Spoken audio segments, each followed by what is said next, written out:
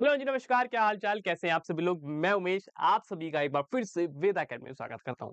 कैसे हैं सभी लोग? क्या हाल चाल है? आशा करता हूँ सभी लोग बिल्कुल मस्त होंगे, तंदुरुस्त होंगे। और आप लोगों को पता है कि जो भी बच्चे जेएनवीएसटी की तैयारी कर रहे हैं, यानी कि जवान नवोदय सिलेक्शन टेस्ट की तैयारी कर रहे हैं, यानी जो बच्चों के सपने हैं कि भैया हम जेएनवी में जाना चाहते हैं और अपने जीवन को, अपने माँ बाप के जीवन को और आपके भाई के या हम अपने जो है सबके मिलकर जो हम कहते हैं कि भैया एक जीवन अच्छा जीना है और अच्छी पढ़ाई लिखाई करनी है। तो उसके लिए आज मैं आपको चीज़ें बताऊँगा कि आप सभी लोग तैयारी तो कर रहे हैं। देखिए, मैं भी जानता हूँ कि आप पढ़ रहे हैं।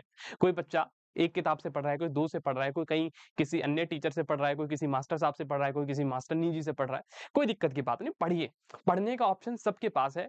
तो बट कहीं न कहीं वो जो ऑप्शन है ना, उसको और बेहतर बनाने के लिए आज मैं आपको एक चीज़ बताने वाला हूँ, जिस पर बच्चे फ़ोकस नहीं करते हैं। इस पर आपका फ़ोकस ज़रूर होना चाहिए। क्यों? क्योंकि ये एक सबसे इम्पोर्टेंट रोल है। वो कहते हैं ना कि अगर सिलेक्शन यहाँ पर है, सिलेक्शन यहाँ पर है, तो ये वाला जो फ़ेज़ है ना, यहाँ से यहाँ जाना है भाई, यहाँ से यहाँ। तो ये वाला फ़ेज़ बहुत ज़रूरी है। आपको पहले इसको तैयार करना पड़ेगा, देन आपको यहाँ जाना पड़ेगा। जैसे बिल्डिंग बनती है। बिल्डिंग कभी बनती है तो सबसे पहले क्या होता है, हमें बताओ? सबसे पहले उसके अंदर क्या है कि भैया क्या करे जाते हैं बताऊँ? कि बिल्कुल जो हमारा ग्राउंड है, पहले ग्राउंड फ्लोर बनता है।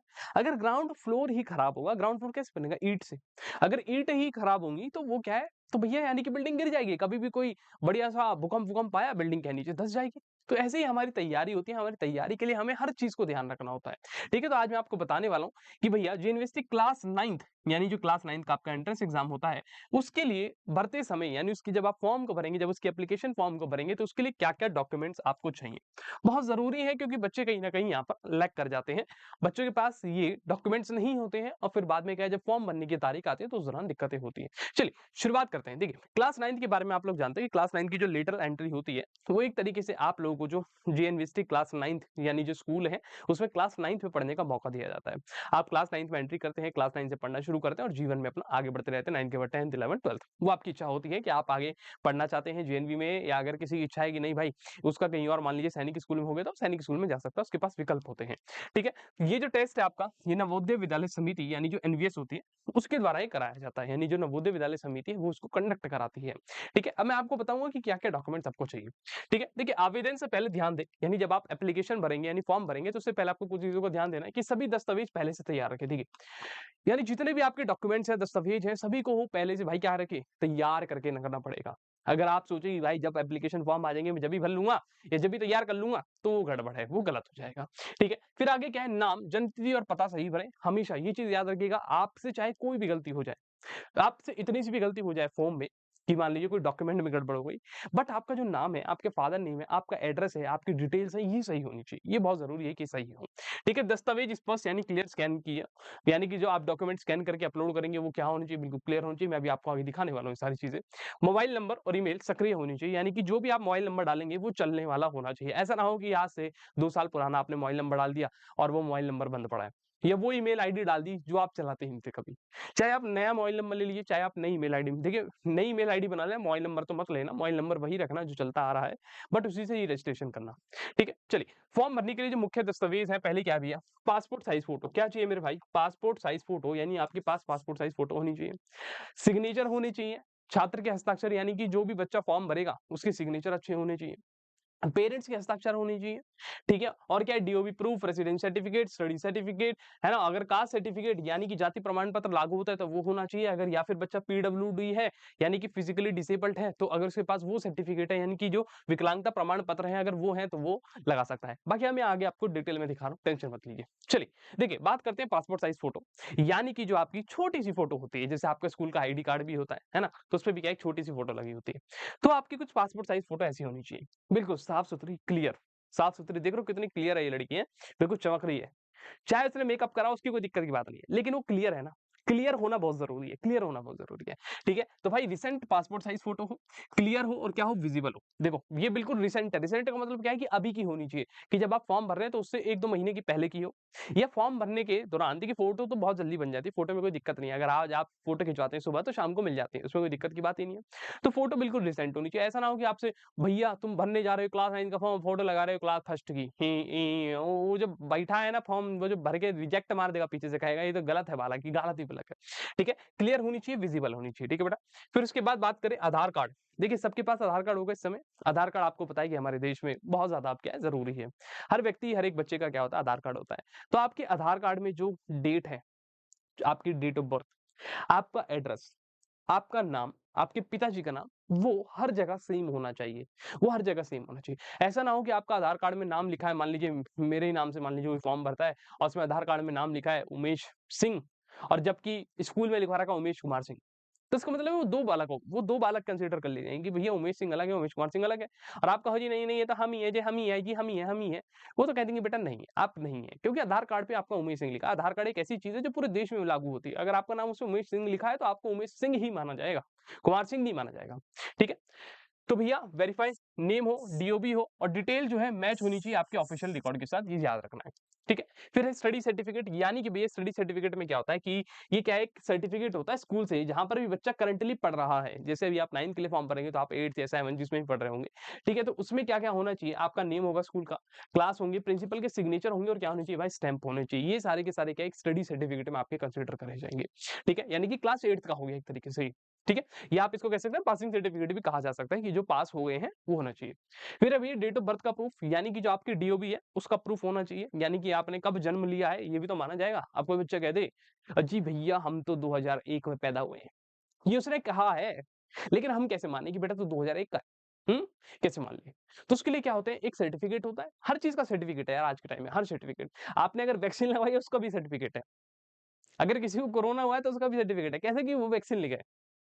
तो समझ रहे हैं आप, हर चीज का सर्टिफिकेट है, हर चीज का प्रमाण है कि ये चीज है इस देश में। इस व्यक्ति को अगर कोई बीमारी है तो उसका भी सर्टिफिकेट है। ठीक है? तो बर्थ सर्टिफिकेट होना चाहिए भाई आपके पास। ठीक है?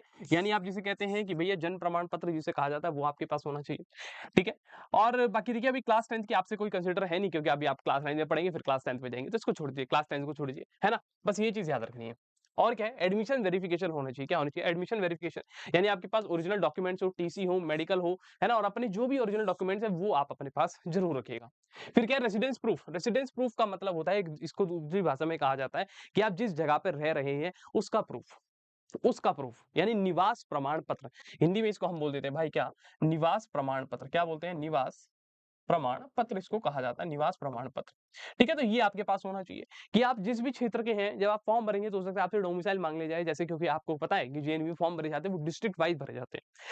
अगर आप मान लीजिए उत्तर प्रदेश के गाजियाबाद डिस्ट्रिक्ट से हैं, उत्तर प्रदेश के गाजियाबाद डिस्ट्रिक्ट से, तो आपके पास गाजियाबाद में रहने का एक निवास प्रमाण पत्र होगा, यानी रेसिडेंशियल सर्टिफिकेट होगा कि आप कहेंगे कि जी हाँ मैं गाजियाबाद में इस जगह पे ही रहता हूँ, यही मेरा घर है।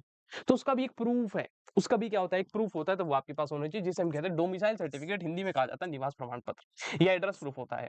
ठीक है? ये जरूरी होता है क्योंकि जब डिस्ट्रिक्ट की वेरिफिकेशन होती है तो उस दौरान भी आपके लिए काम आता है।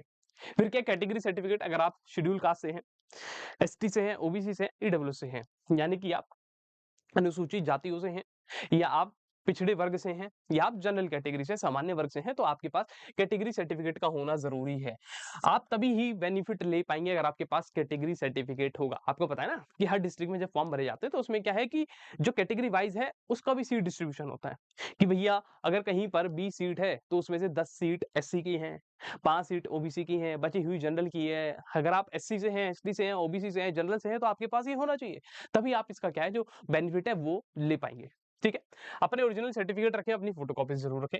फिर क्या है कॉमन मिस्टेक, देखिए बच्चे क्या करते थे फॉर्म को अपलोड, फॉर्म भरते समय वो क्या करते हैं गलत डिटेल भर देते हैं। आपको ये चीज नहीं करना, आप चाहे 2 बार देख लीजिए, 3 बार उसको वेरीफाई कर लीजिए, पढ़ लीजिए अपनी डिटेल्स, लेकिन गलत मत भरिएगा। ठीक है? फिर क्या है ब्लर अपलोड कर देते हैं, इस तरीके से धुंधली फोटो अपलोड कर देते हैं, ऐसी मार्कशीट अपलोड कर देंगे, फिर कहेंगे अरे भैया हमसे तो सही करा था, हमारा क्यों नहीं आया भैया, हमारा तो पेपर ही नहीं हो पा रहा भैया, हम क्या करें? तो भैया भी कुछ नहीं कर सकते, भैया भी कुछ नहीं कर सकते भाई, क्योंकि ये आपकी गलतियां हैं और गलती एक बार होती है, अब यहाँ दोबारा मौका मिलता नहीं है गलती सुधारने का। ये तो कहते हैं कि अभी से ही पता चल जाएगा आप कितने पढ़े लिखे। ठीक है? तो यही कहा गया कि डबल चेक करें हर एक, जो अभी आप चीज डालेंगे, जो भी चीज आप अपलोड करेंगे उसको डबल चेक करें, वेरीफाई करें। चाहे आप 2 बार चेक कर लो, लेकिन ऐसा मत करना कि गलत हो जाए। ठीक है। फाइनल चेकलिस्ट यानी कि अपने सारे डॉक्यूमेंट तैयार रखिए। अपने डॉक्यूमेंट जो है फाइनल सबमिशन से पहले भी अपने पास बिल्कुल होने चाहिए, बिल्कुल तैयार रखिए। ऐसा ना हो, वो कहते हैं कि कहीं देर ना हो जाए, कहीं देर ना हो जाए, सुना होगा ना? सबने सुना होगा। तो वही चीज़ है कि कहीं देर ना हो जाए, कहीं देर ना हो जाए। तो ऐसा नहीं होना चाहिए कि देर आने का मौका ही मत दीजिए। देर आने का मौका ही मत दीजिए, आप उससे पहले ही तैयार रहिए। समझ आई बात? देख लीजिए एक बार ये सब फोटो, सिग्नेचर, आधार कार्ड, आपका मार्कशीट हो गई, डीओबी हो गई और आपका जो रेसिडेंस प्रूफ है, ये सभी का सभी आपके पास होना चाहिए।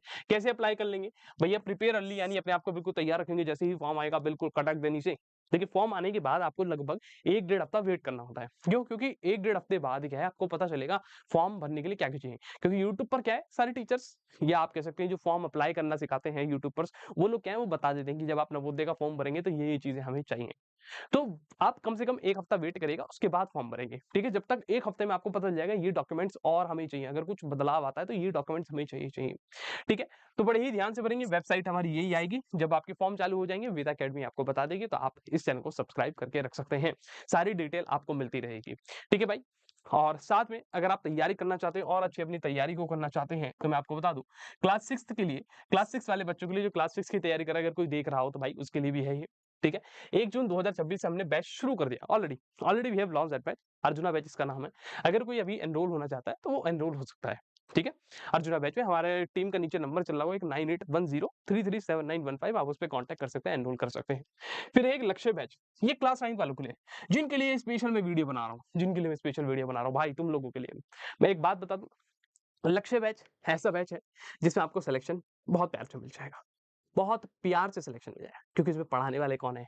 सारे खतरनाक मास्टर लोग हैं, सारे। देख रहे हो आखिरी में कौन बैठे हैं? आखिरी में देख रहे हो वहाँ कौन है? UMESH उमेश कुमार सिंह। भाई बहुत मेहनत से पढ़ाते हैं मैं आपको बताऊँ। अगर कभी कोई बच्चा जो हमारे बैच में है वो अगर इस वीडियो को देख रहा है तो वो कमेंट सेक्शन में बता भी सकता है।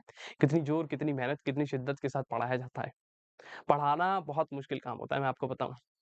खाली बैठना भी बहुत अच्छा काम है, लेकिन पढ़ाना बहुत मुश्किल काम होता है और उस मुश्किल को आसान करना वो हम लोगों की ज़िम्मेदारी है। तो आप लोग इस बैच में एनरोल हो सकते हैं 1 जून 2026 से इसकी भी शुरुआत हो चुकी है। ठीक है? तो अभी आप कर सकते हैं इसमें एनरोलमेंट कर सकते हैं।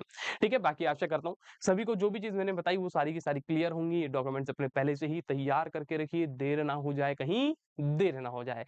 तो इसलिए मिलते हैं बाय-बाय नेक्स्ट वीडियो के साथ and please like, comment and subscribe to the channel of the Ved academy. Bye-bye.